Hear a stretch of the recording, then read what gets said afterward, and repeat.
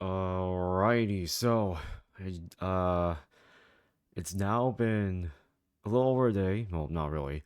A little less than 24 hours after the Dokkan Community Fest, and I wanted to talk about one thing that I mentioned previously. I've been tweeting a lot on Twitter, bro. It's insane with the amount of shit that's been happening. But I wanted to talk about the demo. I know some of you guys have already seen truths and maybe some other players' perspectives on the demo. I wanted to throw mine in here just because, just for historical reference. Uh, Personally, I think the demo was fun. It was pretty good, honestly. It was different, challenging, a little bit of a learning curve. If you're brand new to the game and you jump into this new mode, I might just call it the Budokai 2 mode at this point because it's literally it's literally a completely different thing. Well, sort of. Anyways, it is a little bit of a learning curve, or if you're brand new, it might be a pretty large one. This really depends on what other games you've played in the past. So it might be a bit of, it might be a bit fresh. It might not. Just really depends on your experience. But I want to talk about it. And for those that want to know how this actually worked, they didn't let us obviously photograph or video record. They even told us to turn off our devices. So no footage. Not gonna do that. Not gonna risk any stupid things happening. But they didn't say anything about NDAs. So to put this in perspective, I can talk about it. And just to be clear, Truth and some other people, other players did talk about it, even outside of it. So I think this is fine. Hopefully. Anyways, let's talk about this new mode. So just to put this in perspective, uh, they they did let us try this mode for about 20 to 30 minutes. I assume this after it's finalized, this new boat's going to be releasing sometime maybe by end of the year or before the 11th anniversary, so like 4 or 5 months from now. But probably gonna be around there, maybe. Don't know. But I can't say we're certain that's gonna be some they're gonna release it in the future. They're not it's not finalized obviously, but who knows what else they're gonna add into here. But just to be clear on what this mode is all about and how this works, the mode is going to focus or be centralized around the entirety of the Dragon Ball storyline. So I'm assuming you are going to be starting off in the original Dragon Ball timeline and then going into Z and then GT and then Super and all that shit. I think Daima might be included in there probably in the future. But as of right now, it's just going to be focused on the Dragon Ball storyline. And the way that you're playing it is you're going to be playing it as if you were in a world map, sort of like an RPG style map, where you go into each level, and each level is going to be particularly towards some sort of boss within a story arc. So if you're starting off in the very beginning of Z and you start off in Saiyan Saga, your first boss might be Raditz, for instance. And then the next level is gonna be sometime after where you go up against, I don't know. I might be skipping a few fights here. Maybe going up against King Kai or something like that. It just really depends on how they're gonna build it, but it's basically gonna go in order. That's how they explained it. That's how I interpreted it, but it is a pretty interesting concept right there. I do like it though. I do like it. In terms of the team building, as we all know, the way that team building works in Dokkan is you have 7 units. 6 of the units in there are your units that you build based off of the leader skill that you'll be using, including a friend leader. That's a total of 7 units to beat an event. However, this time it's a bit different. I wouldn't compare this to the original Battlefield 1.0, where you use a bunch of random a set of 100 characters and you have to use any number of them to compile them as a team to beat the boss. The way you build your teams in here is you have 6 units.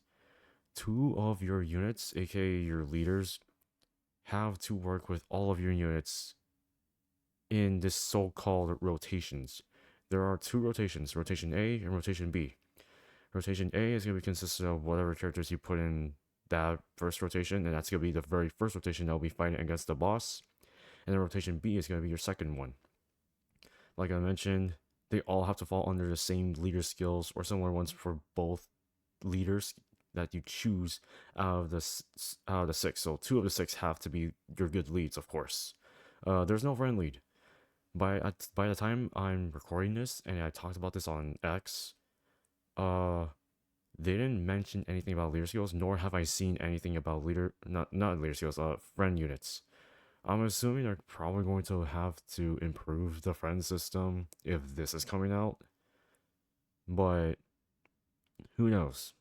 Okay, I think they should improve the friend system. I think they should implement the friend system for this.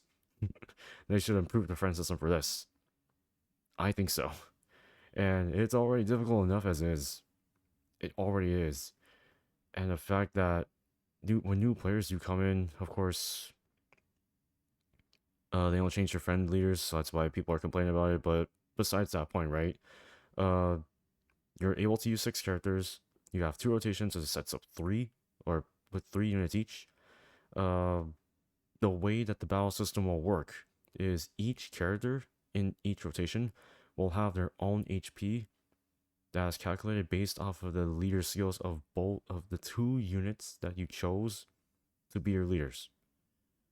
So no, there will be no such thing as combined full-on HP.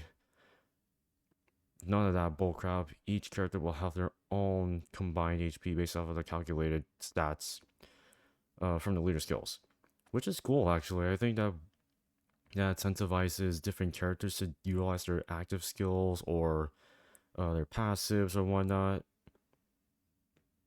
I can see this be a pretty good thing going forward, because then you don't have to rely on one single HP bar where, oh, you've fallen under a certain condition to utilize one character, like, yeah, utilize one character, or, oh no, I can't use the other one because now the HP restriction doesn't fall under whatever their passive falls under. And it just makes things a little more confusing, or actually makes things a little more harder. But with this new mode, you don't have to rely on that anymore. You can now see each individual HP bar. And yes, it's on the UI. I think it does become a little more confusing because there's so much packed into it that it makes it a little harder for a player to get used to this new mode. Might be because it involves a lot of reading. It does. It does.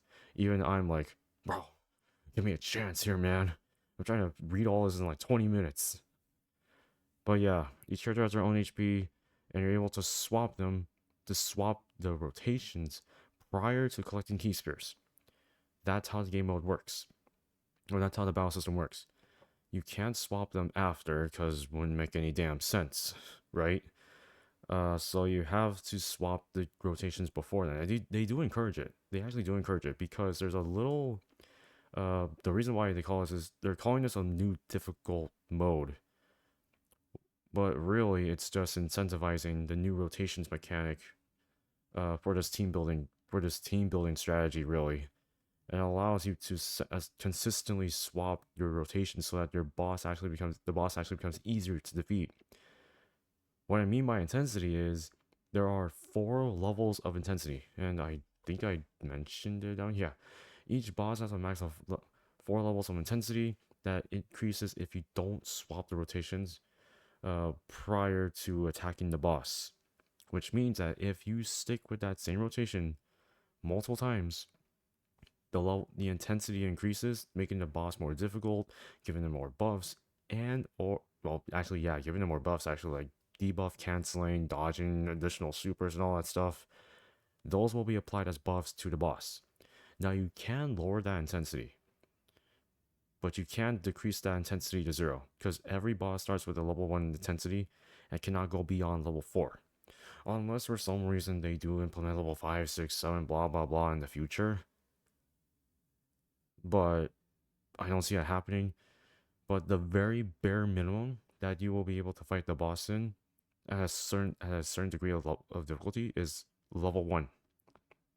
The low intensity is probably just better than anything else, really, but it does make it easier to beat the boss. But like I mentioned, it encourages players to swap rotations between different rotations before attacking, so that what you call it, you can utilize different strategies and all that stuff. It's all about team building in the end. That's what this battle system is encouraging. So all characters that were considered fodder back in the day could now become better. That's how I see it. Now, in terms of units that rely on specific slots, I think those still apply, even if in this new mode, because you can swap the characters within that rotation. What I mean is you can swap the characters in each slot the same way that you would do it in any event. So I think that still applies. That's one good thing I like about it. Uh, Even so, if you do beat the boss, they did add a couple of cutscenes at the end of each fight that emulate, or well, I don't want to say emulate or simulate. It just basically shows what the characters do to beat the boss via the story. They're basically just showing how the story should continue with used in-game character animations. I think that's pretty good, especially with it showing or giving the good storytelling in the Dragon Ball series. I think that's a pretty cool thing. Would sometime in the future, I would love to see original animated ones. Without having to use previously used animations from characters, but that's also a cheap way to bring out updates on certain storylines in the game or in this mode. I don't mind that. It's fun. But they did also mention new rewards for this mode. You're probably wondering, what are these new modes? I know we're getting Dragon Stones, Zenny, items, maybe premium currency. No, they didn't mention those, but they did mention something specific. You know as well as I do that we all, or most of us, hate the diamond background. What I mean is, if you Dokkan Awaken a character, not Dokkan Awaken it, well, Dokkan Awaken a character is one of those things. Well, let's say you Z Awaken a character, right? When you Z Awaken a character, their background is a diamond background. There's no art in the background. It's just diamond covered. I think it's also layered on top of the original art, so it makes it look meh. I guess it was cool back in the day, but it's not cool now. That's for sure. So they introduced a new reward. They didn't give a specific name, but it's basically a bunch of new card artifacts for what I'm assuming TURs and LRs again. I kind of don't like that they're restricting it to it. Maybe they'll do it for other rarities in the future, but so far it's just TURs and LRs. And these are just basically more sticker effects and logos and other card effects that make the card art pop. It makes it so that I think that it makes it look much better than the diamond background. And if I remember correctly, maybe I think they did remove the diamond background. I could be wrong. I could be wrong. I need someone who also did the demo to correct me on it, because I remember them as, I think they did remove the diamond background. I could be wrong though, but it looks so much better. Oh my god, I swear. So yes, this kind of thing is coming and it's completely customizable. So if you if they do add, I'm pretty sure they are going to add it. I just want to see more of these. Please, make the players happy. Make the players happy. Fix the friend system. Give us more art styles so that we don't have to live with a diamond background forever. I did mention that there's a cutscene that's used by in-game animations to show how the story progresses in the Dragon Ball timeline. Blah blah blah blah. They'll probably add in more in-game animations. I mentioned that already. Oh yes. I almost forgot about this, and I'm glad I remembered it. I think Truth also had it in here. Somewhere down here, yeah. Use a zero. Passive links are the same as the normal game. Yeah, that's true. But there is a little thing called they did mention in the game. It's called Lost Mode. So Lost mode is essentially when a particular character, or when a character is actually defeated in the rotation that you're using them in, they can no longer be used, and that's after you obtain key spears. So, by putting a character in a lost mode state, the boss actually that oh my god, I can't say this correctly. The boss also increases their intensity level by 1. So now the boss becomes a little harder to beat, and you're now stuck with probably 1 to 2 characters depending on how you set up the rotation. Normally, this would be a bad thing, and it is. However, if by next rotation you don't want to stick with you don't want to stick with the rotation you have with the characters and everything, then you can swap it, and that will also decrease the intensity level, which is still good. I think that's a pretty good thing, in my opinion.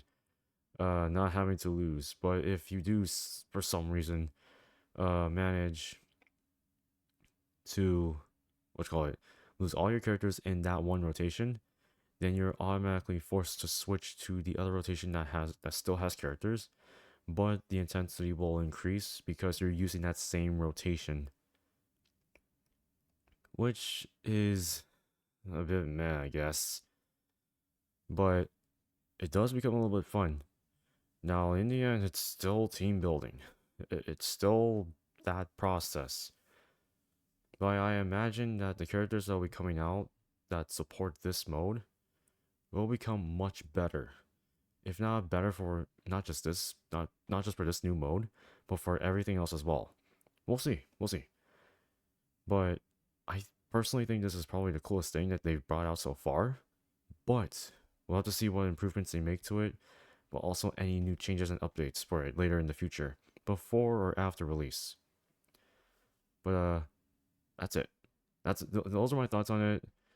I'll probably just do like a generic video about me explaining my experience during Community Fest. But yeah, that's pretty much my thoughts on it, my explanation on it. Let me know how you guys feel about this new mode. Let me know what you guys think about it. Any improvements, any changes you guys want to see, let me know. And as always, I'll see you all in the next one. And by the way, Truth also has it as well. It's much more simplified. I just wanted to throw this in here as my experience, so it just goes into more detail, but just goes through my thought process as well. So, yeah. Anyways, let me know what you guys think, and I'll see you all in the next one.